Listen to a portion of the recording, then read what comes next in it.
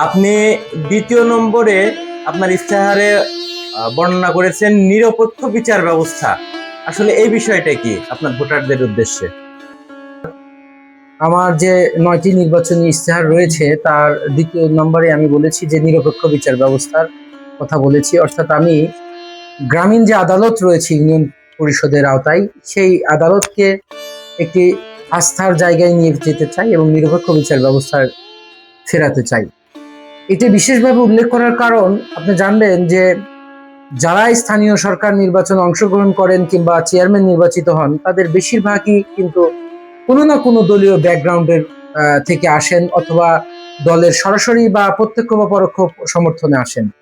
তো এই যে তাদের যে একটা বড় দায়িত্ব বিচার ব্যবস্থা পরিচালনা করা, এই দায়িত্ব পালনের ক্ষেত্রে তারা যদি দলীয় মত আদর্শের ঊর্ধ্বে না গিয়ে বিচার ব্যবস্থা পরিচালনা করেন, তাহলে কিন্তু আসলে স্থানীয় বিচার ব্যবস্থার প্রতি যে আস্থা সেটা ধরে রাখা সম্ভব হয় না।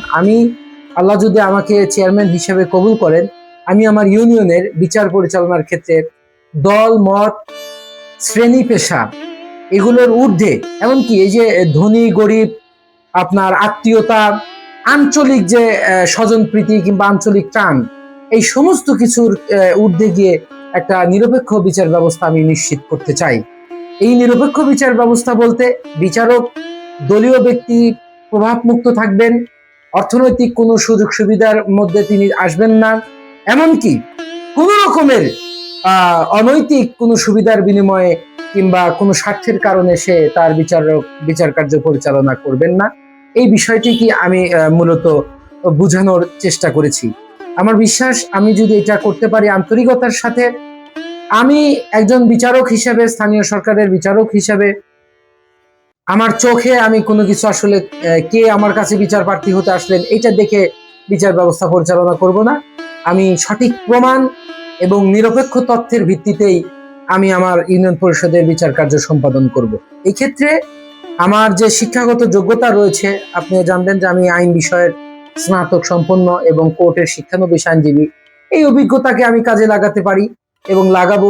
পাশাপাশি আমার পরিষদের যারা বিজ্ঞ সদস্যগণ থাকবেন এবং অত্র এলাকার যারা বিজ্ঞ মুরব্বিয়ানগণ থাকবেন, সেই মুরব্বীদের সহযোগিতায় চেষ্টা করব যে বেশিরভাগ যে অভিযোগগুলো থাকবে সেগুলো স্থানীয় পর্যায়ে নিষ্পত্তি করে সুন্দর একটা শান্তিময় গ্রাম এবং তথা ইউনিয়ন পরিষদ বিনির্মাণ করা। আমার বিশ্বাস যে আমার অভিজ্ঞতা এবং মুরব্বীদের সহযোগিতায় আমি একটা আমাদের এই যে ইউনিয়ন পরিষদের যে বিচার ব্যবস্থা, এটাকে একটা জায়গায়, একটা আস্থার জায়গায় আমি ফিরিয়ে নিতে পারবো ইনশাল্লাহ। এটাই আমার প্রত্যাশা। আমি মূলত নিরপেক্ষ বিচার ব্যবস্থা বলতে এই বিষয়টা কি বুঝিয়েছি।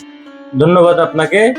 আপনার হাত ধরে ইউনিয়নবাসীর গ্রহণযোগ্য, নিরাপদ এবং ন্যায় বিচার প্রতিষ্ঠিত হবে আপনার হাত ধরে, এই প্রত্যাশায় রইল।